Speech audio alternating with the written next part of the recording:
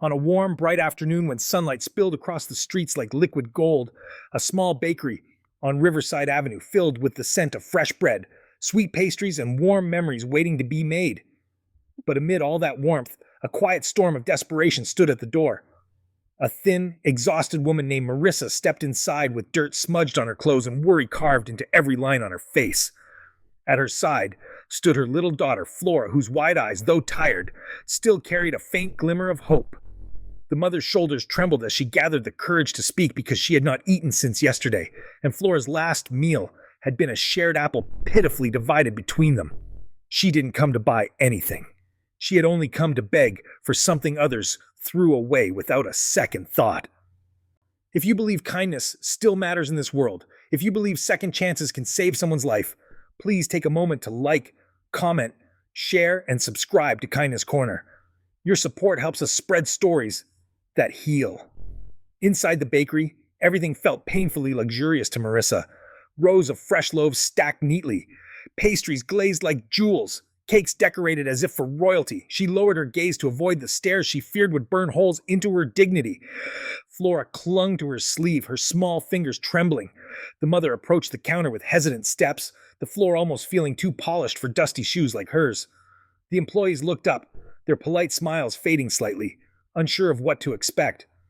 Marissa's voice shook as she asked them if they had any expired cake, something thrown out at the end of the day, anything that she could give her daughter, who hadn't had a treat in months. But what she didn't know was that someone else stood in the bakery watching closely.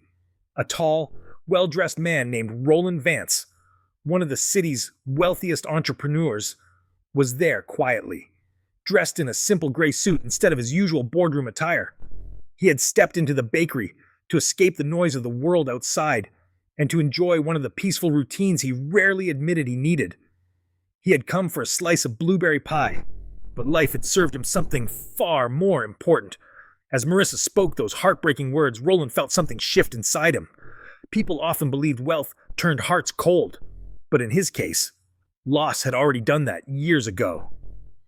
He had buried his wife and daughter after a tragic accident and locked his heart behind walls money couldn't fix. Yet here, in the soft daylight of a quiet bakery, a weary mother's trembling voice cracked open a corner of that broken heart. Marissa stood frozen as the workers awkwardly exchanged glances. They wanted to help, but their boss had strict rules against giving away food before closing. Her cheeks burned with shame as the silence thickened. She thought about turning back, escaping the embarrassment, pretending she hadn't asked. But hunger had a way of welding a person to hope. Even when hope felt like a wound, Flora tugged gently at her sleeve, her eyes drifting toward a strawberry-topped cake behind the glass. She didn't ask for it. She wouldn't dare. Children like her learned early what dreams were allowed and which ones weren't. Roland noticed everything. The way the little girl hid behind her mother, the way Marissa tried so hard to stand tall despite the weight pushing her down.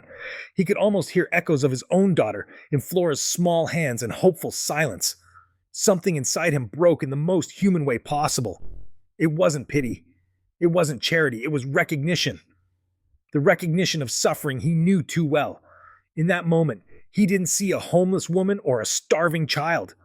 He saw two souls pushed into shadows by life's cruelty. Standing in the doorway of a place filled with warmth they weren't sure they deserved. What happened next unfolded with the gentleness of daylight drifting through a window.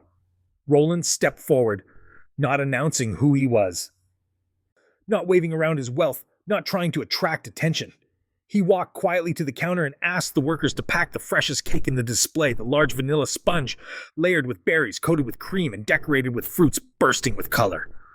Then he asked for 2 warm meals, pastries, sandwiches, and anything he believed could restore life back into a hungry pair of eyes. Marissa watched in confusion, unsure why a stranger was making such a large order.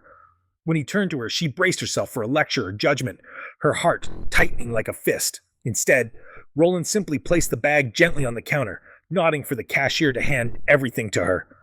His voice stayed calm and steady, thanking the staff and wishing them a good afternoon, as if his act of kindness was the most ordinary thing in the world. He didn't wait for applause. He didn't wait for gratitude. He simply took one step back and allowed Marissa to receive the kindness without pressure. But when her trembling hands reached for the bag, her eyes filled with disbelief and she broke down in a way she'd been holding back for months. Flora's face lit up, not with greed but with relief, an expression Roland had missed for years. The workers softened instantly, suddenly ashamed of the hesitation they had shown earlier. Kindness had entered the bakery, disguised as a man in a simple suit, and everyone felt it. Roland walked toward the door, intending to leave quietly, but Marissa called out to him. Not loudly, not dramatically, just a soft, cracked whisper of thanks.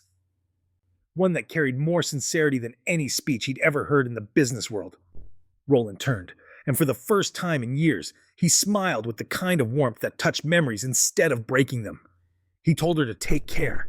No names, no instructions, no conditions, just humanity.